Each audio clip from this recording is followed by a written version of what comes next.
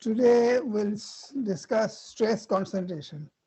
Stress concentration is a very important issue in the design of machine elements.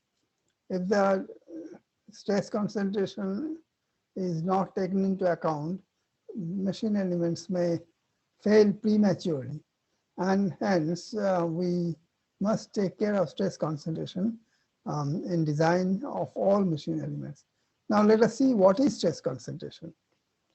Now, stress concentration basically means that it's an increase in stress at points where there are discontinuities. I have given you some examples of discontinuities. For example, say the change in cross section, notches or holes or shoulders. Now, let me explain one by one. This is a change in cross section. Now, if you want to mount a shaft between two bearings, then the bearings have to be inserted from the sides, and hence there has to be change in cross section. For example, this shaft has changed its cross section from higher diameter to a lower diameter. So this is the place where you can expect stress concentration, and this will give you a rise in stress. So this is where we should be careful designing the shaft. This is a case where the second picture gives you an example of a shaft on which a gear is mounted. Gears are usually mounted by a keyway. Or key.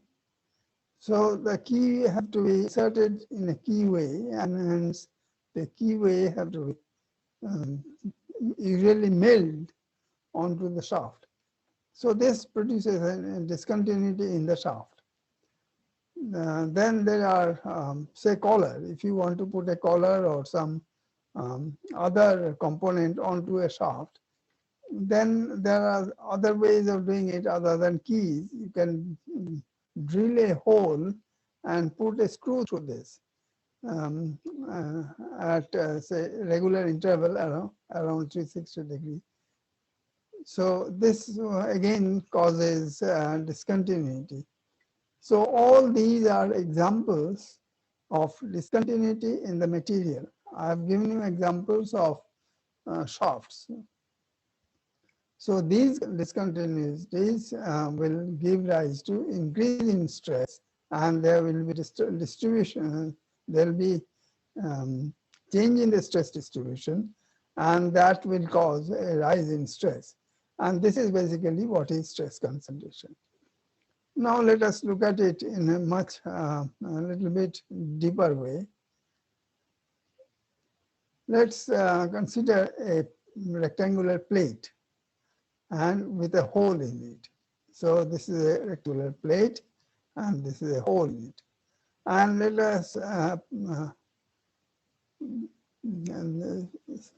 us apply load P on both sides. And that means there will be if we consider a uniform cross section, then there will be an uniform stress all through the width of this plate. So we consider the load on a uniform load onto a plate with a hole. Now, if you look at the stress at the section BB, then what will be the stress? So it will be simply sigma 1 will be P divided by the cross-sectional area. What is the cross-sectional area? Cross-sectional area is W times T. So this is a cross section. It is a rectangular cross section, and its area is W by T. T is the thickness, and W is the width. So sigma 1 is equal to P by TW. That is quite simple, no problem. Now let us take a section through the hole AA. Now, since there is a hole, there is a change. There is a reduction in area. So the average stress in this section, cross section AA, would be P divided by the area. Area is T into W by 2B. 2B is the diameter of the hole. So obviously 2B has to be subtracted from the width. So it will be P divided by T into W minus 2B. Okay, fine. So these two are quite simple to understand. But there is another important thing here to note here. This is the stress distribution that we see here. Near the hole, the stress is much, much higher than the average stress. You see, the average stress is shown here. This is the average stress. I've written sigma 2 here. But near the hole, the stress is much higher. And this is due to the change in the stress distribution. And that is what is the effect of stress concentration. So what we see here is that if we take a discontinuity like a hole or change in cross section, there is a increase in stress, and that increase is much more than what we get simply by taking the change in cross-sectional area. Because if you consider the change in cross-sectional area, area has reduced and hence stress will be higher. So sigma average is larger than sigma 1. But sigma 3, which is closer to the next to the hole, is much higher than sigma average also. And this is due to the stress concentration effect. We'll see the theoretical detail of this later on, but for the time being, just remember that near the discontinuity, the stress is much higher than in the average stress. So what we say is that it is usually given in terms of stress concentration factor, like KT is theoretical stress concentration factor, and it will be given by sigma 3 by sigma average. Sigma 3 is the stress around the hole, and sigma average is the stress in this cross section AA. So that gives you the increase in stress and the ratio of the increase in stress divided by the average stress. Okay, so the stress concentration factor indicates or gives you an idea of how much the stress has increased. Now in design of machine elements, what we do is we look at the tables which are given in handbooks, and they consider the theoretical stress concentration for different geometries and give it in graphical form. For example, this one is a set of graphs for a shaft where there is a change in cross section, and this change in cross section at this point there will be an increase in stress, and these are given in terms of theoretical. KT is the theoretical stress concentration factor, and for against some parameter, in this case it is R by D. R is the fillet radius. If there is a sharp change in the cross section, then usually we give a fillet. This you may have learned during your machining lessons. This fillet radius divided by the smaller diameter is usually plotted in the x-axis, and KT is the theoretical stress concentration factor, which is plotted in the y-axis. And they usually give you the stress concentration, the variation of stress concentration factor for different ratio of diameter. So this you see that D by D, D is a capital D is the diameter of the larger cross-sectional area, and small d is the diameter of the smaller cross-sectional area. There may be different geometries and different type of forces, instead of an axial force, we may have a moment, we may have a compressive force. So there are all kinds of possibilities, and these possibilities are usually taken care of and shown in the graphical form in handbooks. So in designing machine elements, we consider the stress concentration factor, and this stress concentration factor tells you what is the real stress, which is higher than the average stress at that section, and then that is considered in design. For example, if you want to design the shaft, it is easy to see that the P divided by pi by 4 small d square is the larger stress than P by pi by 4 capital D square in the larger cross section. So this change in cross section will give you a higher stress, but the stress concentration factor, stress concentration will give you even higher than that. Stress concentration will give you more than P by pi by 4 d square. So that is taken care of by KT. So I hope you understand that change in cross section or change in geometry would give rise to an increase in stress, but stress concentration would be even higher than that, and there are theoretical reasons for that. We'll look at it later on, and these are usually given in the graphical form and for different geometries, for different loading, and this is one example of that. So in design, we usually consider the stress concentration factor and design a component taking care of the higher stress than what we see by simply geometry. Now, in addition to that, stress concentration factor can be obtained experimentally also. Strain gauge, there are many methods: strain gauge, photoelasticity method, brittle coating technique, grid method. I'm not going into the details of that, but strain gauge is probably a simple technique that you have probably studied in your strength of material laboratory, and it's a means. It's a means of measuring stress at different points. Attaching strain gauges at different points, and you can find out what are the changes in stresses at different points, and from that you can find out the stress concentration factor.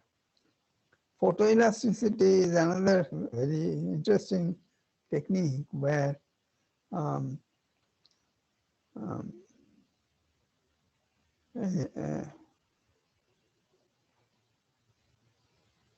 where a different technique other than simple strain gauge is used, and for a particular type of material, fringes are formed if we pass light through them, and these fringes tells you what are the increase in stress or the stress concentration factor. Brittle technique is another technique where a brittle coating is formed, and the change in their behavior after applying the stress gives you the increased stress. Grid method is a similar method where grids are produced and changes in stress gives you deformed grids. So there are many such methods, and I'm not going to the experimental technique, but just to give you an example of how the stress concentration factor can be measured. Now, let's see what are the ways of reducing stress concentration. Stress concentration, as I said, will occur whenever there is a change in cross section. Then how do you take care of it? As I said earlier, that if there is a, for example, like the first picture, if there is a change in cross section, then what you do, you avoid the sharp cross section change. Instead of coming to a right angle change, you put a fillet. You change the cross section slowly or gently so that the force lines do not have um, the same type of do not have the force lines do not gather together, do not close together. And the typical way of taking care of it, you provide a fillet. This may be circular fillet, elliptical fillet, or many other types of fillets are there. If a notch is necessary in some design, then instead of having one notch, you put many small notches to take care of it. So, for example, say if we want to put a bolt, instead of putting a big bolt, put small 2 or 3 bolts, so that the force lines do not bend so much. Here you see the force lines bend so much, and the force lines are close together, and this is the indication of stress concentration. Whereas here you see, because of the small holes, the force lines do not bend so much, and they are not so close together. Similarly, if you have to have a projection, instead of having a large projection, you have a small projection. So you there also you avoid bending of the force line, and hence avoid the force lines coming very close together. And if you have a projection, small projection like this, the force lines are not bent at all or very little, and that's the way to reduce the stress concentration. Sometimes a stress relieving groove is used. Instead of having a very sharp corner, as we were discussing here, you put a stress relieving groove. You put a groove, and then you make the you make the geometry in this manner, so that the sharp corner is there, but a groove is there, which takes care of the sudden change in the cross section. And this also avoids the closeness of the force lines, and it is the closeness of the force line that indicates the stress concentration. So these are some of the ways that we consider for reducing the stress concentration. As I said, in design you have to take care of the stress concentration, and there are many different methods. I've just shown you a few. So just to go through this again, if you have a discontinuity in a material or in a machine part, then that will give rise to sudden increase in stress, for example, sigma 3 and sigma 2, and this gives rise to stress concentration, and we usually represent this in terms of the stress concentration factor, which is the ratio of the increased stress divided by the average stress at that cross section. And they are usually given in terms of graphical form for different geometries, different loading, and for different parametric variation. Here, parametric variation is the ratio of the diameters, and so on. And again, just to give you some examples of how to reduce the stress concentration, we provide fillet. If we have to have a notch, then instead of a large notch, give several small notches, and that reduces the stress concentration. If we have to have a projection, instead of a large projection, we give a small projection to avoid the stress concentration. We sometimes give stress relieving glue also. So that is the gist of what we see it from the practical point of view or the design point of view. Now let us look at the theoretical basis of the stress concentration.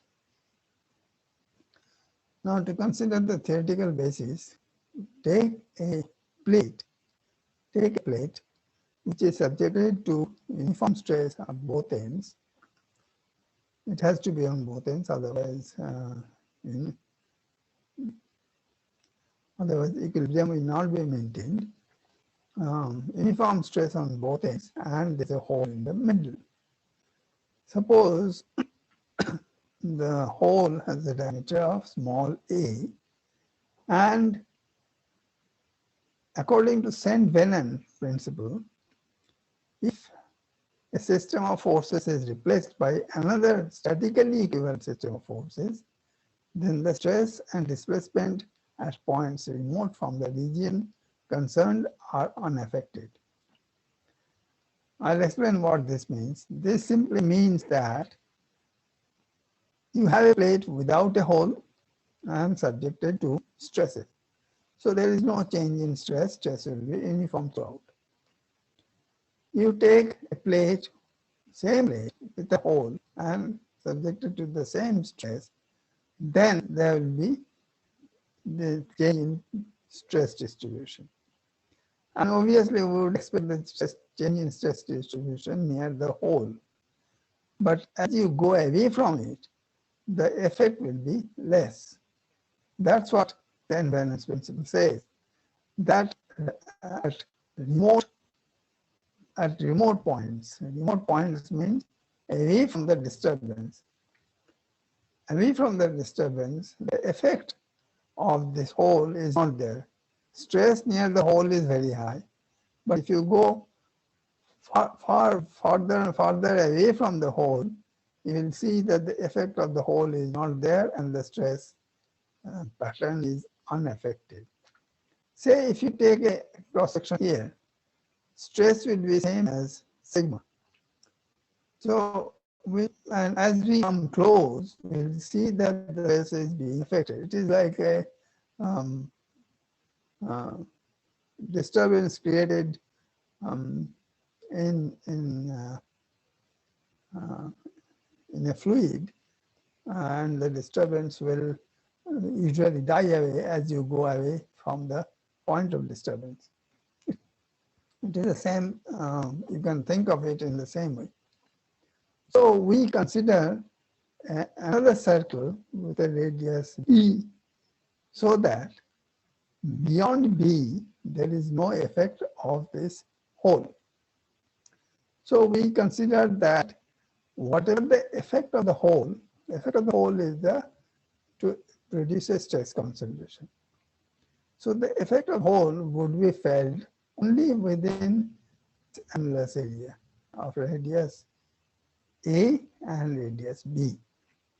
And we consider that beyond b, effect of the hole will not be considered. And so what invariance principle says. Now, to find out how this stress concentration has affected and how this hole has affected the stress distribution around the hole, we take a small element beyond B. Because beyond B there is no change in stress, so the stress is the same as whatever has been applied. And we find out the radial stresses, that sigma r, in radial r theta coordinate. We take the sigma r, sigma theta, and tau r theta. Okay, because we are now considering a 2D case, so we consider a polar coordinate system. So r theta, tau r theta. Now this can be very easily found out by taking a small element in the Cartesian coordinate, which is subjected to Cartesian stresses sigma x, sigma y, and tau xy, and take a section at an inclined plane like we did for 3D cases. I think this you have done in strength of material course also. Take an inclined plane in the 2D case, and this will give you a triangular element on which there are existing stresses sigma x, sigma y, and tau xy, and on the inclined plane there will be new stresses sigma x dash and tau x dash y dash. Now obviously the sigma x dash can be treated as sigma r, and tau x dash y dash can be treated as tau r theta. Now these analyses have been done before, and I think you can do it very simply by taking the equilibrium of this element. Equilibrium of this element means consider the forces in x direction and consider the forces in y direction, and equate them, and you will find out the three unknowns or two unknowns, sigma x dash and tau x dash y dash. So we find out the stresses at a point beyond the radius b, and this can be done by taking a small element in the Cartesian coordinate and taking an inclined plane through this and finding out the stresses on the inclined plane. So this I think has been done before, or else you can do it yourself, not a very difficult thing. And we see that if we consider the plane stress condition, then sigma r is sigma x cos square theta plus sigma y sine square theta plus 2 tau xy cos theta sine theta. Or we can say tau xy sine 2 theta. Similarly, sigma theta will be sigma x sine square theta, sigma y cos theta minus 2 tau xy cos theta sine theta. These are very simple to do, and you should have done it in your earlier courses. If not, just sit down and do it. It's not difficult. And similarly, tau xy is minus sigma x minus sigma y sin theta cos theta plus tau xy cos square theta minus sin square theta. Okay, so these are the main three equations that we can derive just by considering equilibrium of the inclined plane of a triangle cut out from the small rectangular element in a 2D plane. Now, here, let's go back here. Here, if you take a point here somewhere, what are the boundary conditions? What are the conditions? Here only sigma x is there in the x direction. There is no sigma in the y direction and no shear. So here the boundary condition is sigma x is equal to sigma, sigma x equal to sigma, sigma y is 0, and tau xy is also 0.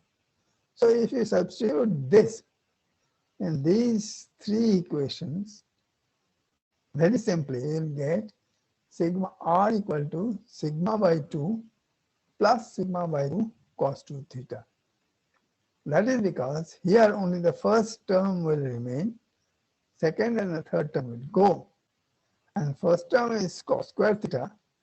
So you write it in terms of cos 2 theta and you get this. Okay, so write cos square theta in terms of cos 2 theta in the first equation, and you'll get sigma r equal to sigma by 2 plus sigma by 2 cos 2 theta.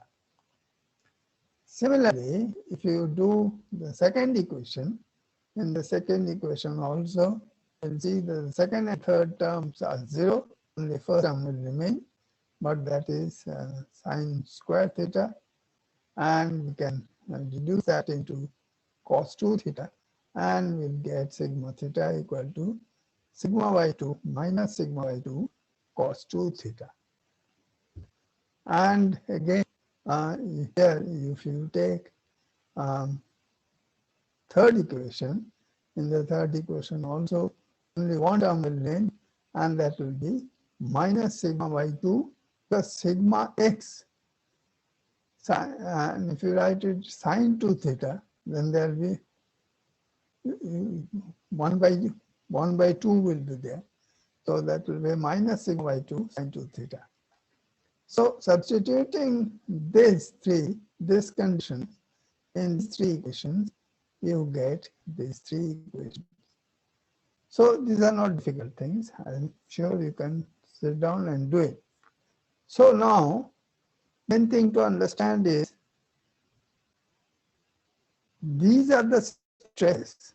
It is applying all this annulus area. So this is the stress that is acting at the radius r equal to b. So we can say that the stress distribution within the ring r equal to a and r equal to b, that means this ring is due to this stress, because this stress is the stress at any point outside r equal to b region. Okay, so we say that the stress within that ring is due to the stress. Now, if you consider this, I'll repeat this again. We have a hole here in a plate, and we have said that beyond r equal to b, there will be no effect of this hole. So the effect of the hole will be felt within radius r equal to a and r equal to b. So in this ring, r equal to a and r equal to b, what is the stress acting on this? The stress acting on this is what we have found out. So this is the stress variation or distribution that will be acting on that ring. Okay. Now look at the stress that is acting on that ring. Sigma r has got two components. Sigma theta has got two components, and tau r theta also has two components if we write it like 0 minus sigma 2 by 2 sine 2 theta. So in all these stresses, first term is a constant. First component is constant, and second component is theta dependent. Okay, so on that ring, the stresses acting have got two components. First component is a constant term, which is sigma by 2, and the second component is theta dependent. So let's now look at one by one. What is the effect of the first component? First component is sigma by 2.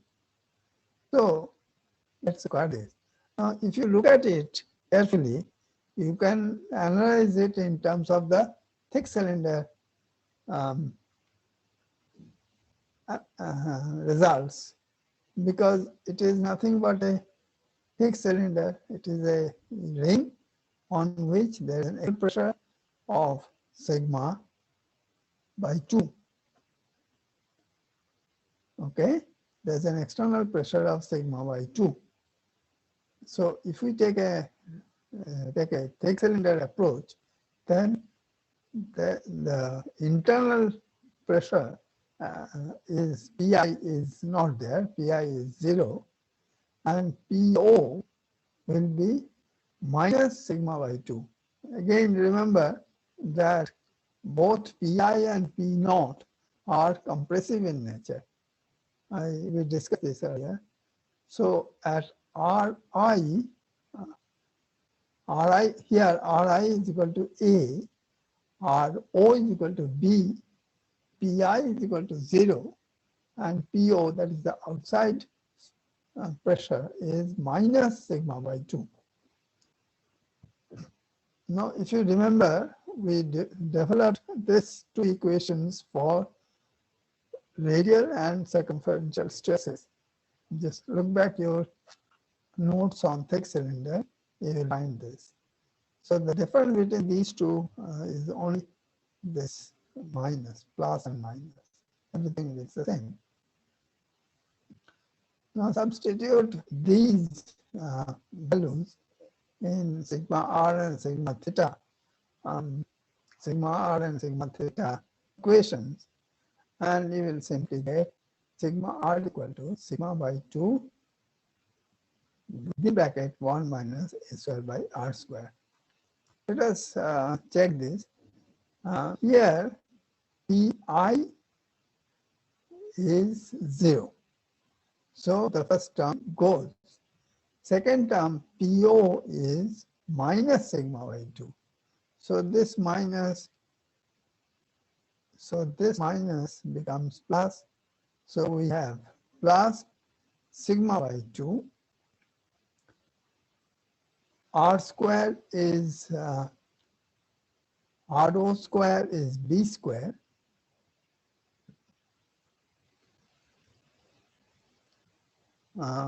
And here also RO square minus RI square. So we have written it like this. And you will see that will come to sigma by 2 1 minus a square by r square. And here also similar things will happen. And you will simply find sigma by 2 1 minus a square by r square. Okay. I'm not going into the nitty-gritty of this. You can sit down and do it.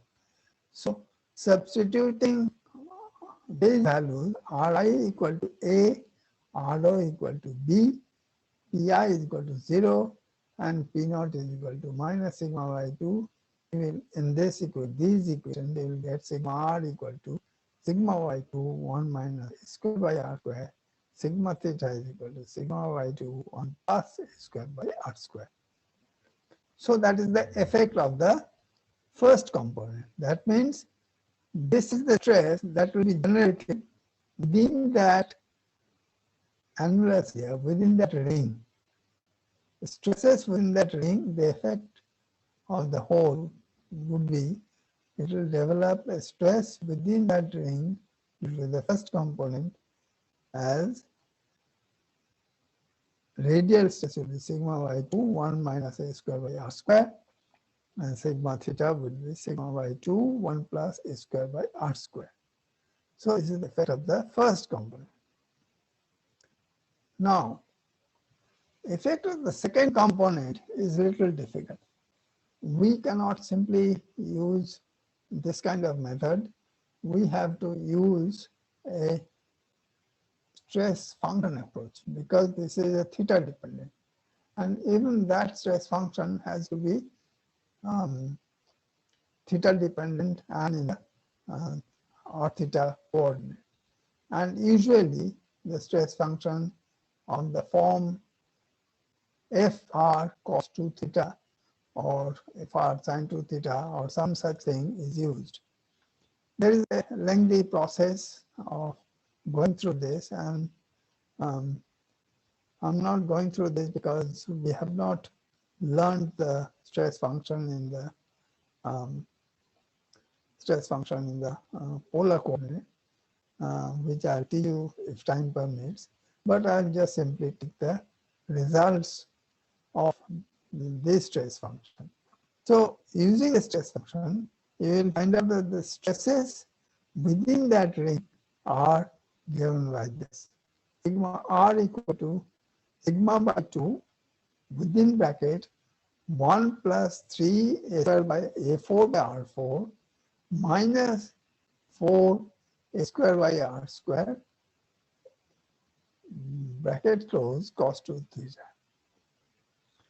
Sigma theta is simply minus sigma by 2 1 plus 3 a4 by r4 and cos 2 theta. And tau r theta is equal to minus sigma by 2 within bracket 1 minus 3a4 by r4 plus 2a square by r square. In this case, it is sine 2 theta. Okay, so the stresses developed within this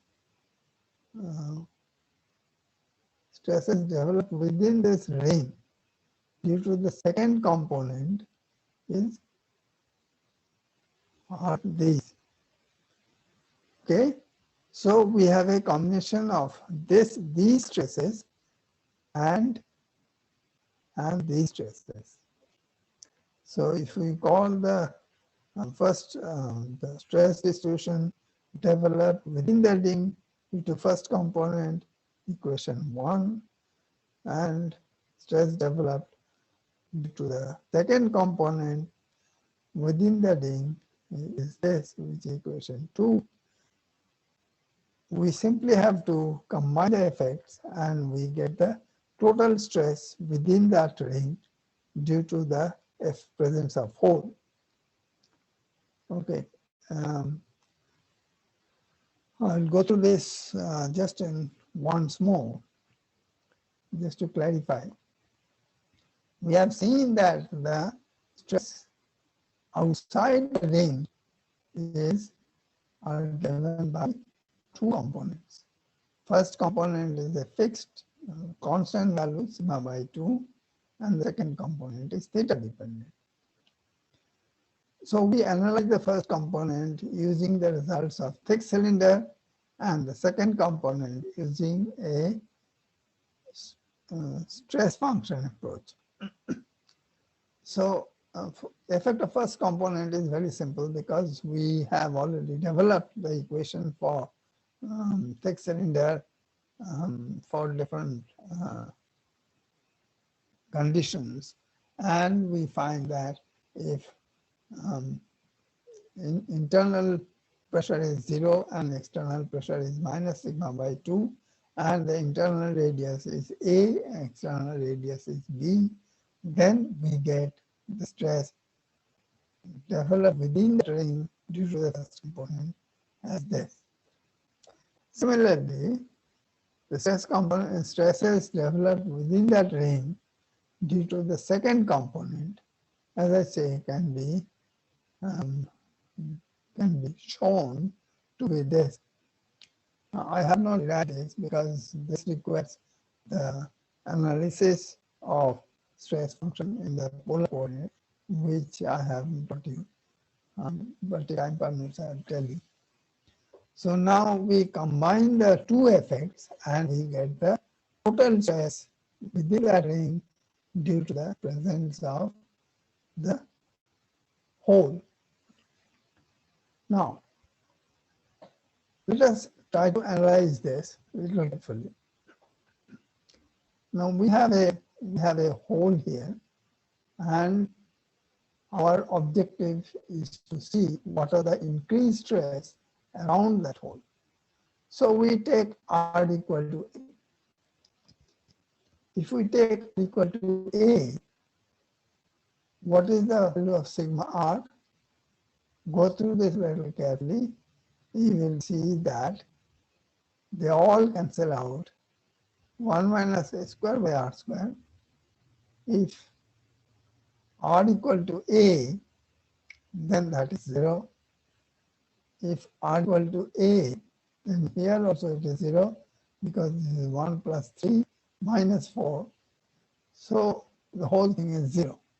So at R equal to A, that is the internal radius of the hole, or at the end of the hole, there is no radial stress. No radial stress at the inside the hole. But if we look at sigma theta, we will find out this term will remain. You can simply put R equal to A here and you will find out, because this is 1 plus 1, 2. So 2 and cancels out, you have got sigma. Similarly, you go to this, you will find out it simply comes out to be sigma minus 2 sigma cos 2 theta, and at r equal to a, tau r theta is 0, because here again you can see that this is minus 3 plus 2 plus 1. So that means it is 0. Okay. So we have got only one stress component at the internal radius of the hole, or just at the hole boundary, we can say. That is the circumferential stress.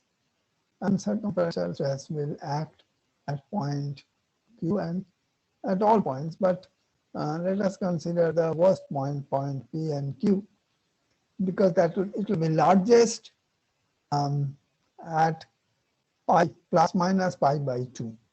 Okay, so if you take plus minus pi by 2, you will see that sigma theta is 3 sigma.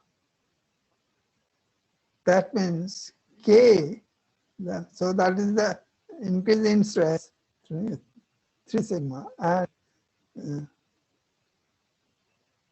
the applied stress is sigma, so it is K by 3. Okay, so K by 3 is the stress concentration factor. Okay, that's very simple, not very difficult to understand. If you put at theta is equal to plus minus pi by 2, then you will find out that the increased stress is 3 sigma and the applied stress or the ordinary stress was sigma. Then it will be, we have applied sigma, and instead of that we are getting 3 sigma. So stress concentration factor is 3. In fact, in design, it is usually found that the maximum value of the stress concentration factor for most cases, or with a hole, is 3. Another important thing to remember here, that as you go away from the hole, you will see that the sigma theta is decreasing rapidly. We have seen r equal to a, sigma theta is 3 sigma. But if you take r equal to 2a and put it in this equation, you'll find out that sigma theta is 1.22 sigma. That means it has come down from 3 to 1.22. Then if you take r equal to 10a, far away from the hole, then it is 1.005 sigma. It is approaching sigma. So you see, farther you are going away from the hole, there is a sharp reduction in the stress. And obviously, if you go even farther, say r equal to 20, it will be almost sigma. And that's what I think we would expect. We would expect the effect of the hole to be there only around this hole, say up to the radius b, and beyond which there will be almost no stress. So this is the simple explanation for stress distribution. Go through this and we'll discuss more about it later on. So that's it for today.